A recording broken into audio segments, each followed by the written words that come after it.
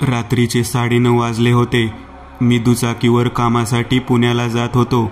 रस्ता सुनसान होता. तेव्हा माझ्या लक्षात आले की माझ्या दुचाकीमध्ये पेट्रोल कमी आहे आणि आता गाडी फक्त 7 ते 8 किमी चालवू शकेल. मी गाडी थांबवली आणि गुगल मॅपवर जवळचा पेट्रोल पंप शोधला. जवळच एक पेट्रोल पंप होता जो की 15 किलोमीटर अंतरावर होता. मी नकाशावर बघितले तर त्या बाजूने जाणारे 2 रस्ते होते. एक मुख्य रस्ता आणि दुसरा जंगलातून जाणारा शॉर्टकटकडील रस्त्यापासून पेट्रोल पंप फक्त 9 किमी अंतरावर होता. मी त्या रस्त्याने कधीच गेलो नव्हतो म्हणून तो रस्ता मला अनोळखी होता. त्या रस्त्यावरून फार कमी वाहने जात होती. मी शॉर्टकट रोडवरून बाईक घेतली. 4-5 किमी गेल्यावर पेट्रोल संपले आणि माझी बाईक बंद पडली. धडपड करून मी बाईक चालू केली पण ती काही अंतरावर बंद पडली. मी बाईक रस्त्याच्या कडेला लावली आणि त्या रस्त्याने येणाऱ्या गाडीची वाट बघू लागलो जी मला पेट्रोल पंपापर्यंत लिफ्ट देऊ शकेल. काही वेळ थांबल्यावर त्या रस्त्याने एक दुचाकी आली. मी लिफ्टसाठी हात करताच दुचाकी चालकाने दुचाकी माझ्या जवळ येऊन उभा केली. मी चालकाकडे बघितले. तो 30-35 वर्षांचा पुरुष होता. माझ्या गाडीतले पेट्रोल संपलं आहे. मला पुढे येणाऱ्या पेट्रोल पंपावर सोडाल का? मी दुचाकी चालकाला विचारले. हो बस सोडतो, तो मला म्हणाला. मी माझ्या गाडीचे हँडल लॉक करून त्या माणसाच्या गाडीवर बसलो आणि नंतर आम्ही पेट्रोल पंपाच्या दिशेने निघालो. वाटेत मी त्याच्याशी बोलत होतो पण तो माझ्या एकाही शब्दाला उत्तर देत नव्हता. त्यामुळे मला राग आला आणि मी त्याच्याशी बोलणे बंद केले. तेवढ्यात रस्त्याच्या उजव्या बाजूला एक बोर्ड दिसला ज्यावर पेट्रोल पंप असे लिहिले होते. मी बाजूला पाहिलं तर तिथे एक पेट्रोल पंप होता. पेट्रोल पंप पाहून मला खूप विचित्र वाटले कारण ते पेट्रोल गुगल मॅपवर दिसत नव्हते आणि भारतात असा एकही पेट्रोल पंप नाही जो गुगल मॅपवर दिसत नाही. बरं, मी त्याकडे दुर्लक्ष केलं कारण मला फक्त पेट्रोल मिळवायचे होते. मी त्याला पेट्रोल पंपाजवळ बाईक थांबवायला सांगणारच होतो पण माझ्या सांगण्यापूर्वीच त्याने दुचाकी पेट्रोल पंपवर घेतली. कदाचित त्यालाही बाईकमध्ये पेट्रोल भरायचे होते. मी बाईकवरून खाली उतरलो. पंपावर कोणीच नव्हते म्हणून मी पंपावरील ऑफिस पाहिले. ऑफिसमध्ये लाईट्स चालू होत्या आणि त्याचा दरवाजाही उघडा होता. म्हणजे नक्कीच तेथे एखादा कर्मचारी असेल. या विचाराने मी ऑफिसकडे बघून ओरडलो, पंप चालू आहे का साहेब? आवाज देताच एक वृद्ध माणूस ज्याने अंगावर पेट्रोल पंपवरील कामगारांचे कपडे घातले होते तो ऑफिसच्या दरवाजात आला आणि माझ्याकडे येऊ लागला. ऑफिसच्या जवळच 10-15 पावलांच्या अंतरावर मला एक टॉयलेट दिसले. मी जंगलात थांबल्यापासून लघवी कंट्रोल करून बसलो होतो पण आता अजून कंट्रोल होत नव्हती. मी विचार केला की हा म्हातारा त्या माणसाच्या गाडीत पेट्रोल भरेपर्यंत मी लघवी होऊन येईल म्हणून मी टॉयलेटकडे गेलो. टॉयलेटमध्ये 7 ते 8 कंपार्टमेंट्स होते. मी त्यातल्या एका कंपार्टमेंटमध्ये हलका होण्यासाठी उभारलो. त्या टॉयलेटमध्ये खूपच घाण वास येत होता. जणू एखादा उंदीर तिथे मरून पडला असेल आणि तेथे सडत असेल. पण तोच मला एका माणसाच्या रडण्याचा आवाज येऊ लागला. कोणी माणूस कोपऱ्यातल्या कंपार्टमेंटमधून रडत होता. अचानक आलेल्या रडण्याच्या आवाजाने मी घाबरून गेलो. कोण आहे तिथे? मी विचारले पण तो माणूस माझ्या प्रश्नाचे उत्तर देत नव्हता. आबे, कोण आहे तिथे? मी जराशा मोठ्या आवाजात बोललो.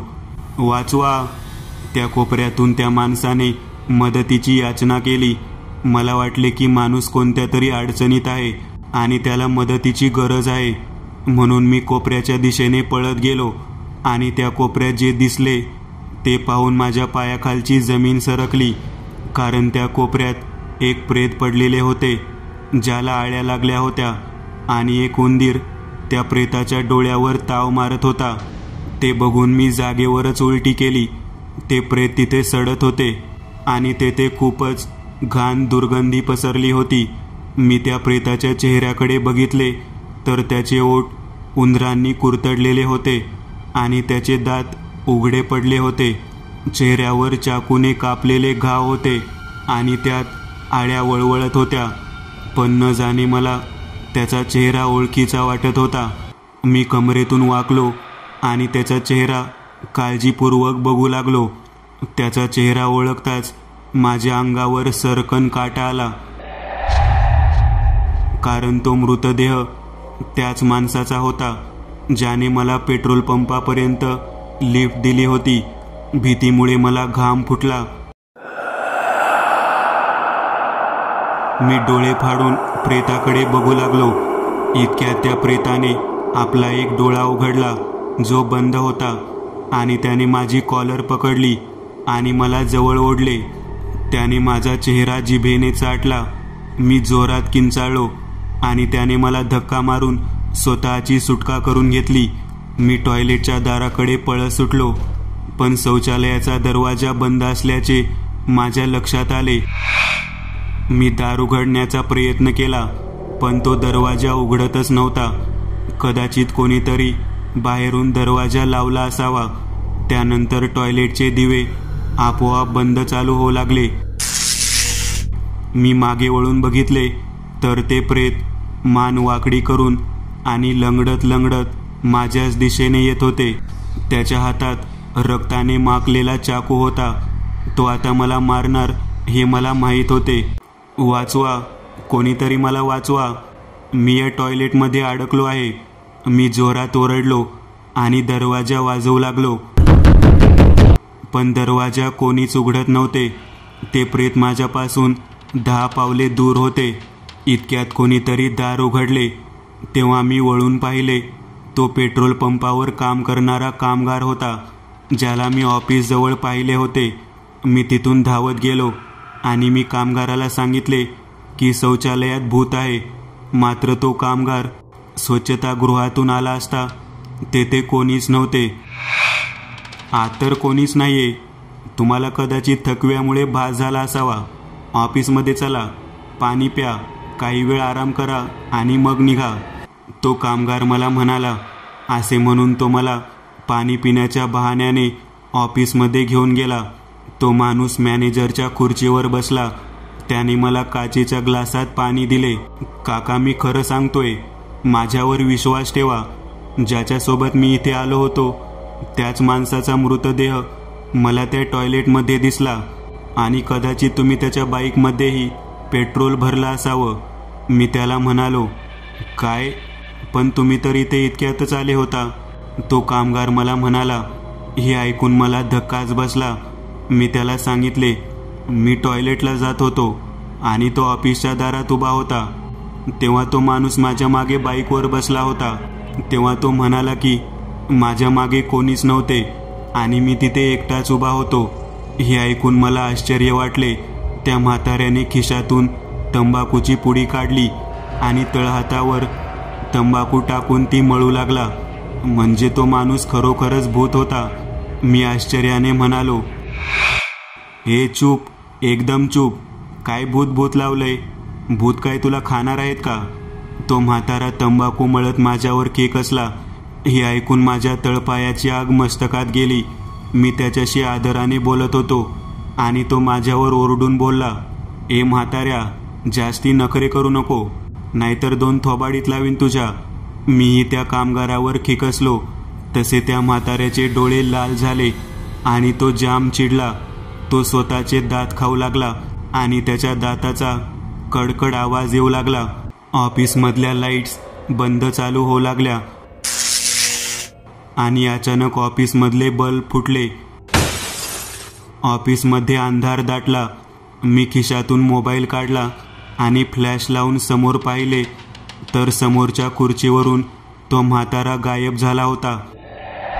मी तिथून उठलो आणि दरवाजाकडे जाऊ लागलो. तेव्हा माझे लक्ष भिंतीवर लटकलेल्या होर्डिंगवर गेले आणि भीतीने माझ्या अंगावर सरकन काटा उभा राहिला, कारण त्यावर त्याच कामगाराचा हार घातलेला फोटो होता आणि त्याखाली लिहिले होते, आमचे परम मित्र शंकरदास गुप्ताजी यांना भावपूर्ण श्रद्धांजली. जेव्हा मी मृत्यूची तारीख पाहिली तेव्हा ती 2 वर्षापूर्वीची होती. याचा अर्थ 2 वर्षापूर्वी वृद्ध कामगाराचा मृत्यू झाला. मी भीतीने घामाघूम झालो. मी उलट्या पावलांनी चालू लागलो. तोच पाठीमागून माझ्या खांद्याला काहीतरी लागले. मी पटकन वळून बघितले तर माझी दातखिळीच बसली, कारण छताच्या पंख्याला तो वृद्ध कामगाराचा मृतदेह लटकत होता. त्याच्या शरीरावर जागोजागी चाकूचे वार दिसत होते आणि त्या जखमेतून रक्त टपकत होते. मी त्या म्हाताऱ्याच्या चेहऱ्याकडे बघत होतो की तोच. त्याने डोळे उघडले आणि तो माझ्याकडे बघून हसला. मी दरवाजाकडे धावलो. बाहेर आलो तेव्हा पेट्रोल पंपावरून पेट्रोल मशीन गायब झाल्याचे दिसले आणि पेट्रोल पंपाच्या जागेवर गवत आणि झाडे उगवली होती.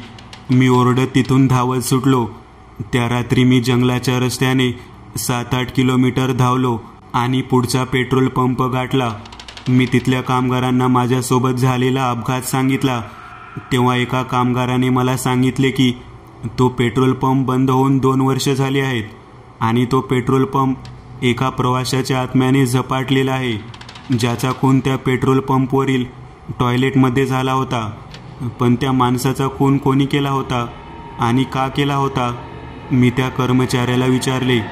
तेव्हा त्याने सांगितले की तो माणूस त्या रात्री पेट्रोल पंपवर आला आणि टॉयलेटमध्ये हलके होण्यासाठी गेला.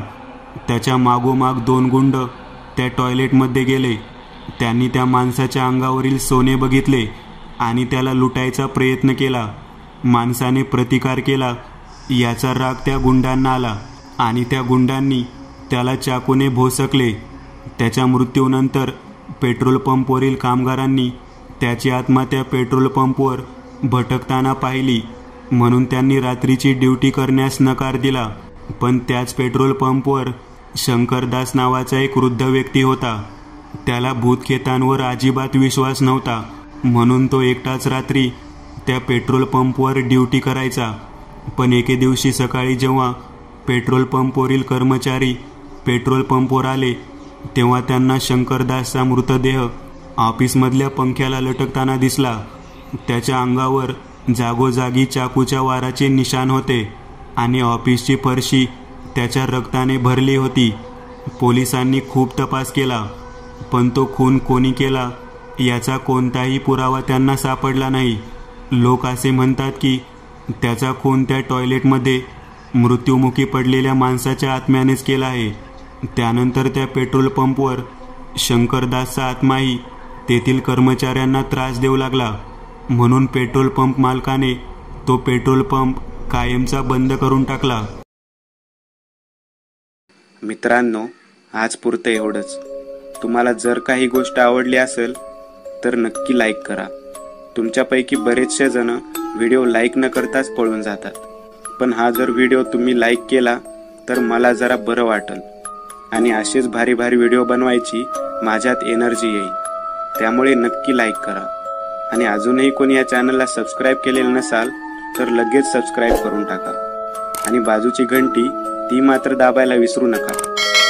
देवाची घंटी आहे ती. चला तर मग पुन्हा भेटूया अशीच एक आगळी वेगळी गोष्ट घेऊन पुढच्या